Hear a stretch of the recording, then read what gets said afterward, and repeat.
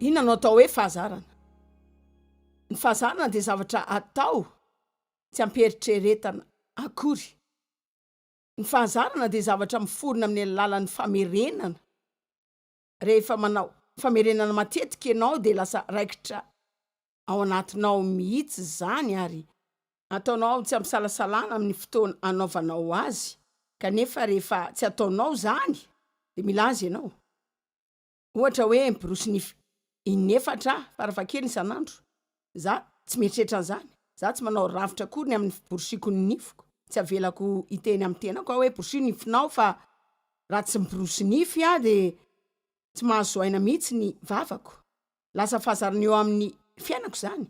Fasika rehetra dia manana fahazarana tsara. Na fahazarana ratsy dia zavatra izay tiatsika hiova eo amin'ny fiainantsika zany. Ampiariko efapolo isan-jato zany ary mihoatra ny efapolo isan-jato amin'ny zavatra rehetra izay atao dia vita tanteraka tsy amin'ny fahazarana. Magaga ihany rehefa mieritreritra ny zavatra rehetra izay ataontsika, zany hoe lasa mihetsika fotsiny isika hitanao, afaka manana fahazarana mitondra tena tsy ampisalasalana ianao amin'ny toerana sy amin'ny fomba rehetra. Firy aminareo no mahafantatra olona izay efa fantatra hoe ahoana ny totran'ny tena rehefa amin'ny toerana ray.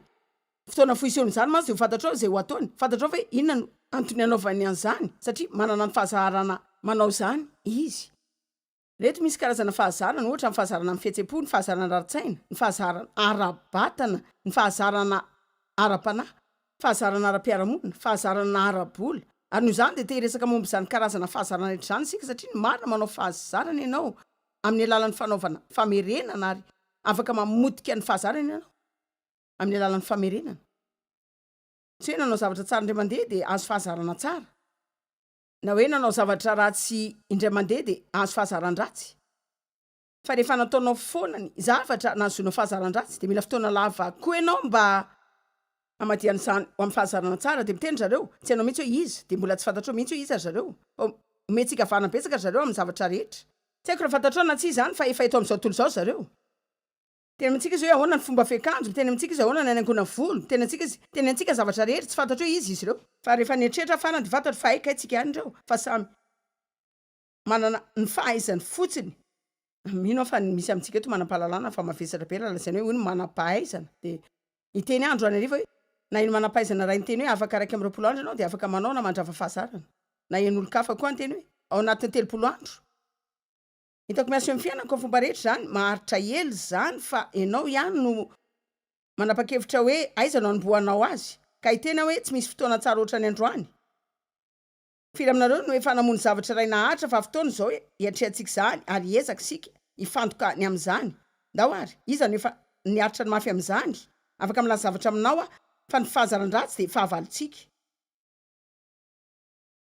Tsy zany fa fahazaran-dratsy fotsiny ireny. Tsia, ireo no mahatonga anao olombanona manana ny maha izy ianao. Ary ianao efa tsy tianao izany intsony fa amin'ny fotoana anaovana izany dia tahaka ny fahavalo izy. Ary heverinao fa mpangalatra ny fiainana tsara izay efa novidian'i Jesosy ho anao tamin'ny raha soany zany. Amen. Sika rehetra mila fahazarana tsara. Tsy misy olona eto ka tsy teny hoe eny ary Josy fa mila fahazarana tsara fa tsy ny olona rehetra no maniry ny hiasa.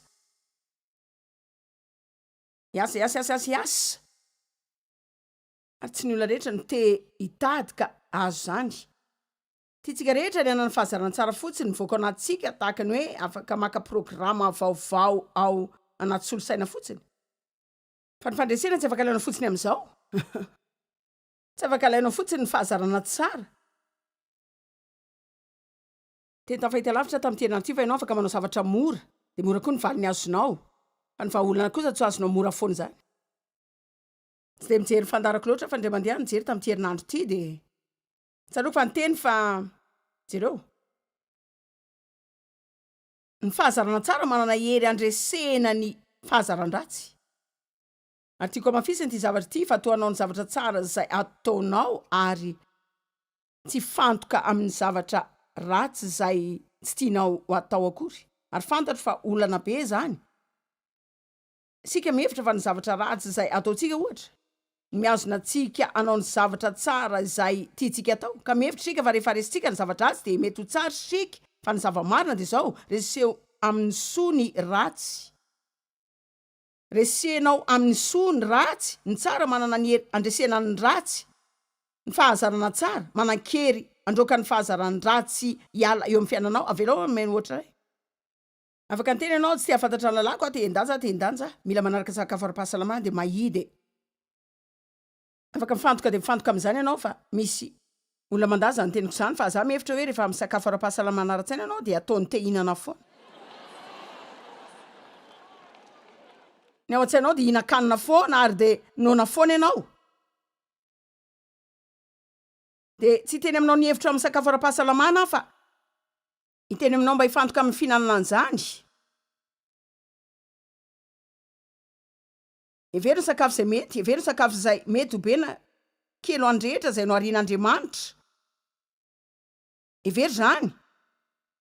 Ary manapa-hevitra fa ho salama ianao. Aza mihevitra ny anaraka sakafo ara-pahasalamana.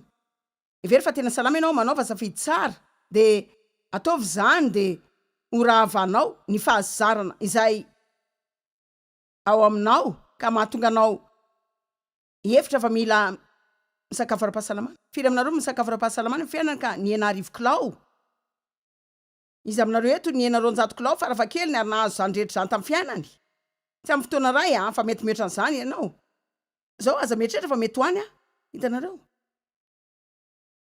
Fotoana vitsilasa zay de tsy maintsy ny fetenany amin'ny sakafo ara-tsaina satria nataoko de nieritreritra sakafo fotsiny de zao mihinana tsara fotsiny nianatra betsaka momba fahasalamana sy ny sakafo ary fanaovana safidy betsaka tsy ny safidy rehetra ny tsara fa indraindray manao fananina amin'ny fenitenako satria manan-javatra manahirana kely amin'ny fiainako fa tsy tena manery zany loatra mba tsy harovitra ny patalohako.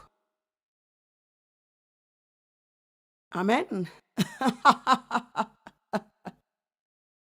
Galatiana 5:20 fa hoy za mandeha araky ny fanary veloma ho amin'ny fanahy masina.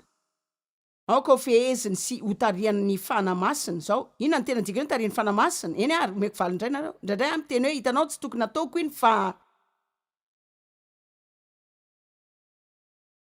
fantatro fa tokony hanadio trano androany kanefa. Fantatro fa tokony hanadio tika raha tia kanefa fantatro fa mila mandomy facture anao androany fa raha tsy zany de ho tara be reo kanefa fantatro fa tokony hanao fanatanjahantena nefa.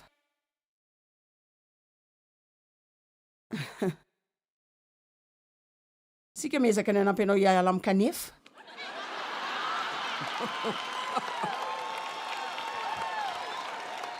Ary ny tiako lazaina amin'ny lafiny ray. Tsy voatery ho zany daholo ny teny anao zavatra rehetra. Tena tamin'ny foko madio ny lazako an'izany. Zao mety tsy ndrehetra fa tsy mandainga. Ka ina ary nitranga raha fantatsika fa tsy tokony hanao zavatra na tokony hanao sika fa ny fanamasina ihany no manetsika atsika anao zavatra tsara. Aza miteny amiko ianao hoe tsy haiko ny mihaino an'Andriamanitra. Fa mihaino an'Andriamanitra ianao fotoana rehetra fa izy tsy miteny aminao amin'ny alalan'ny sofiny eo amin'ny lohanao foana fa manetsika anao izy de etsihany kely fotsiny, kely fotsiny. Kely jereo. Misy famantaranandro ato. Zay tena lehibe io. Mahatonga antsika hihetsika aftahaky ny toroteny ao anatin'ny ora ray. Anatao zany zao fa tamin'ny taon'ny dasa rehefa nanomboka nanao ty voalohany de nanana olona peur zareo ary teo amin'ny 90 na eo amin'ny 70 minitra ny faharetany 570 zavatra ohatr'izany. De rehefa mihoatra an'izany de tsy azon'ny olona ny afatra sasany. Arak'izany de varotra fampianarana izay tsy misy farany foana satria tsy manaja ora voatondro fa taloha zahay tsy isy famantaranandro de hoy foana zareo amiko hoe 10 minitra 10, 5, 4, 3, 2 ray fa de hoy fotsiny hoe avelao any zany fa mitomitoro-teny ihany Mandra-patongako manena tanteraka de ny fampianarana rehetra tena diso fanantenana satria tsy fantatro hoe ahoana ny fiafarany. Tsy fantatro ny valiny. De hoy zao de andray zavatra ianao. Ny tsy fanarako ny fandresen-danitry ny fanahy masina. Mitondra olana ho an'ny hafa.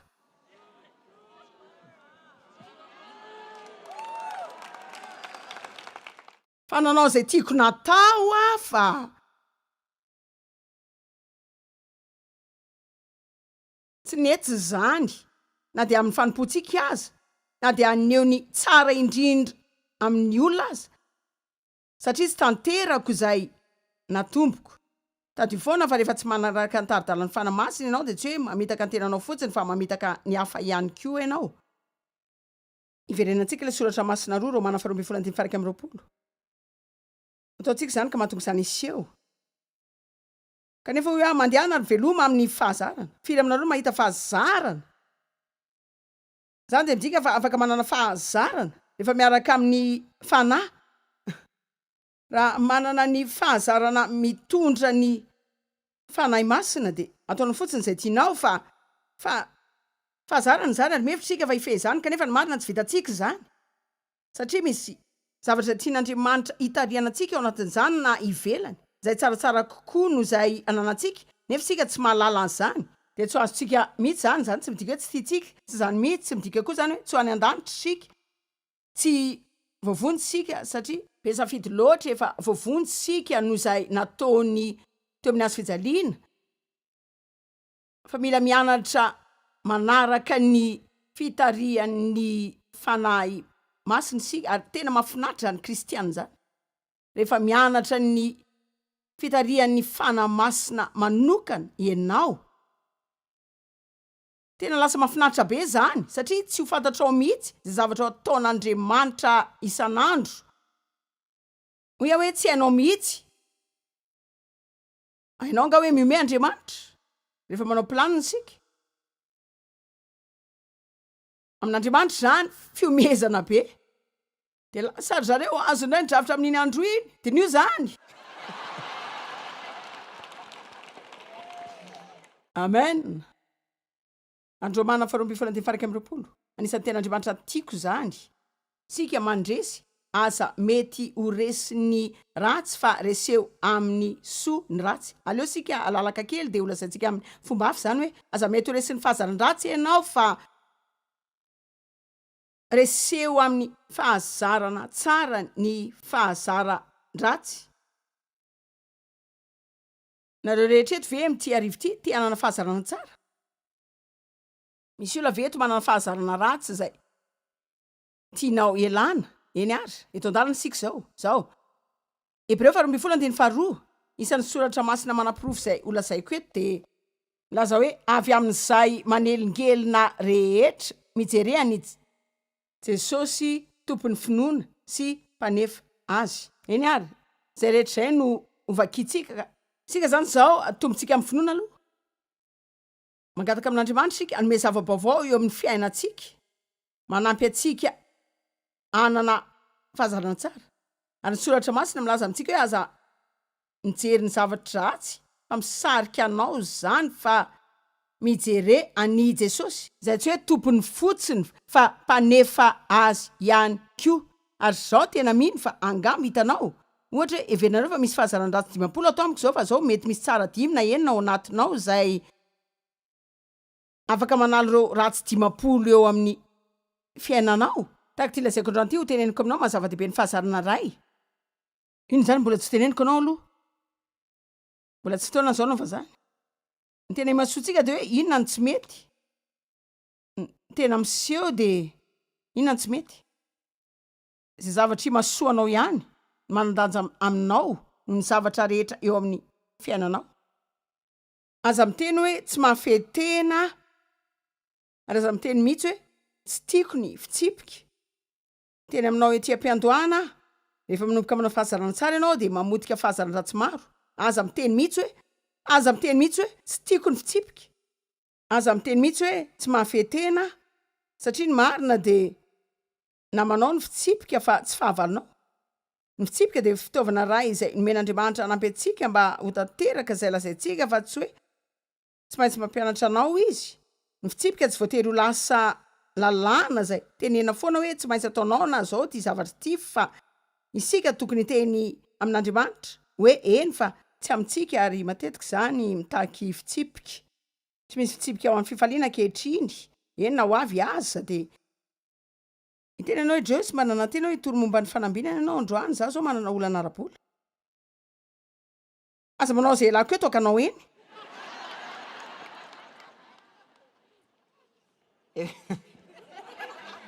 raha manana olana ara-bola ianao firy amintsika no mahafantatra fa zany tsy fampiny zany vokatry ny tsy fifehezan-tena. Misy olona veto afaka ilazany marina amin'ity arivo ity, firy ny olona fantatra ao? Zaho tsy fahasoko zany, efa manana zany fahazarana zany kosa sika de mijanona amin'izao fotsiny. Atao fahazarana ny fandraisanao andraikitra eo amin'ny olanao. Mety aminao tonga foana amin'ny fivoriana ary tsapako zany. Afaka mahatsapa zany manao ny fahazarana tsara ary mamodika ny fahazaran-dratsy. Tianao vakiako daholo ny toko rehetra. Avelao teny aminao ny rafitra zany fahazarana zany. De atomboka teny zao ary ny fahazarana tsara. Ary mamodika ny fahazaran-dratsy. Teny fisaina nahoana no mahakasika ny fahazarana. Fahazarana fahatanjahan-tsaina, fahazarana salamatsara, fahazarana faly, fahazarana finoana, fahazarana fahalehibiazana, ny tompona andraikitra, fahazarana manome, fahazarana aingana, fahazarana mihetsy-po, fahazarana matoky, fahazarana mamelanja ny hafa, fahazarana manaraka fitsipika. Firy aminareo mila an'izany rehetra zany. Za koa faly eto Amen. Ny tena marina tsy misy zavatra tsara mitrangatranga foana zany. Mety azona aretina ianao fa tsy mety azon'ny fahasalamana.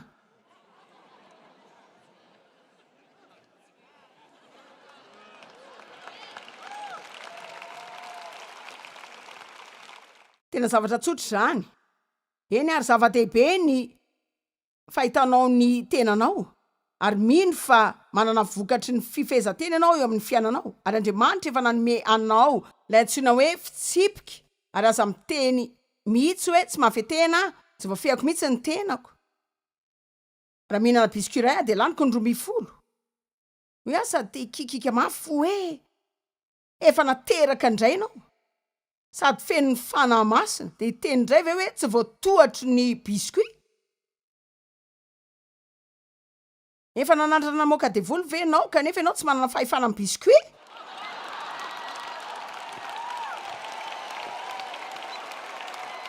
Mandrokanao ary Satana, zanak'Andriamanitra fa za tsy hiditra amin'izany ary de tsy eritreritra biscuit intsony ianao.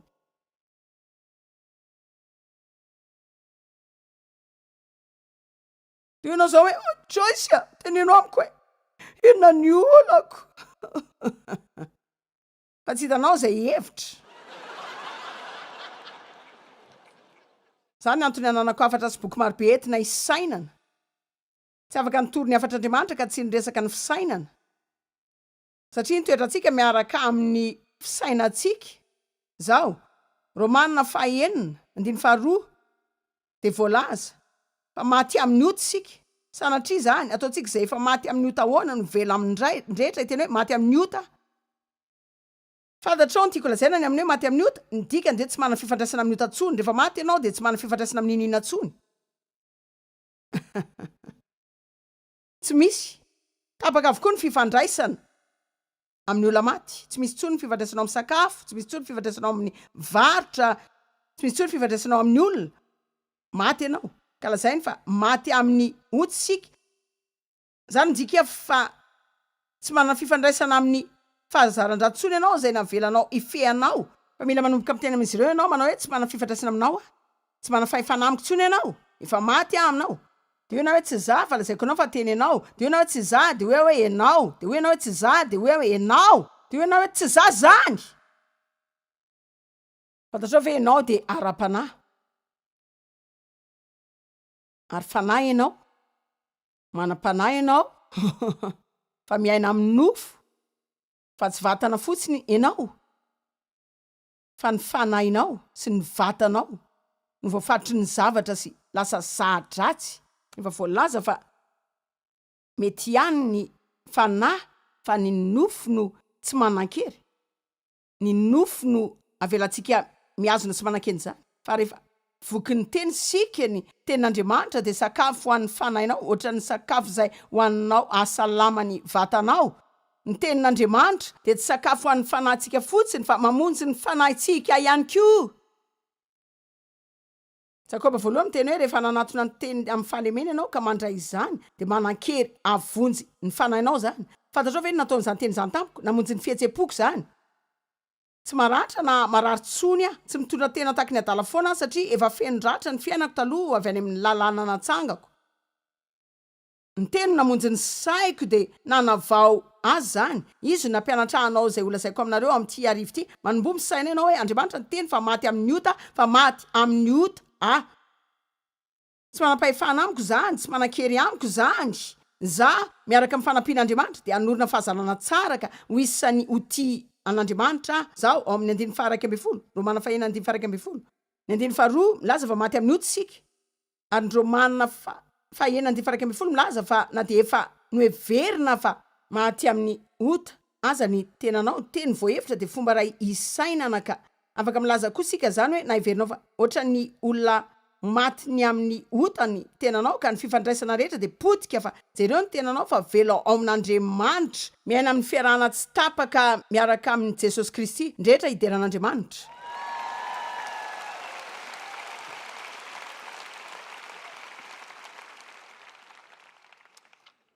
Misy ny fanandevozana amin'ny toerana rehetra ny drogondro toa gasikara fa itsenana ny sakafo be loatra ny olona mamotena andevozan'ny sary mihetsika mamoa fady sy ny fanandevozan'ny fitsangatsangana ny CD misy fikorontanana zay mahatonga fikorotanan-tsaina. Fantatrao ve zay inoko? Mino aho fa ny fanandevozana sy ny adi-saina de lasa fahazarana mihitsy.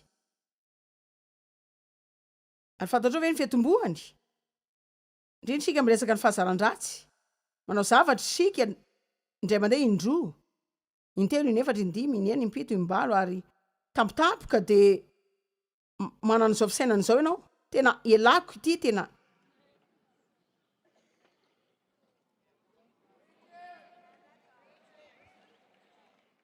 tena elako ity petera voalohany tonga 5:9 tiako ty mahonona tena fandevoly fahavalonareo mandehandeha tahaka ny liona miherina mitady izay arapany. Baiboly de milaza fa mila manoditra azy sika amin'ny voalohany inona ny zavatra mitranga rehefa mahazavatra kely avy amin'Andriamanitra sika de miala amin'ny tanantsika zany ataony foana zany mila ahenanao inona ny mety hitranga raha ho raisitsika tahaka ny fampitandremana zany ty zao de vereny tananao manao ibe loatra ianao fa mila manapaka zany ianao ka de mijanona eo am'zany de tsy sarotra zany de tsy zavatsarotra zay tsy maintsy olalovana ho reseny zany tsy mandany 5 taona elana ny trosa satria mandany taona ray andefasana ny trosa fila amitsika mahalala fa mora ny mahazo lanjany zay mahavery zany. Halleluja.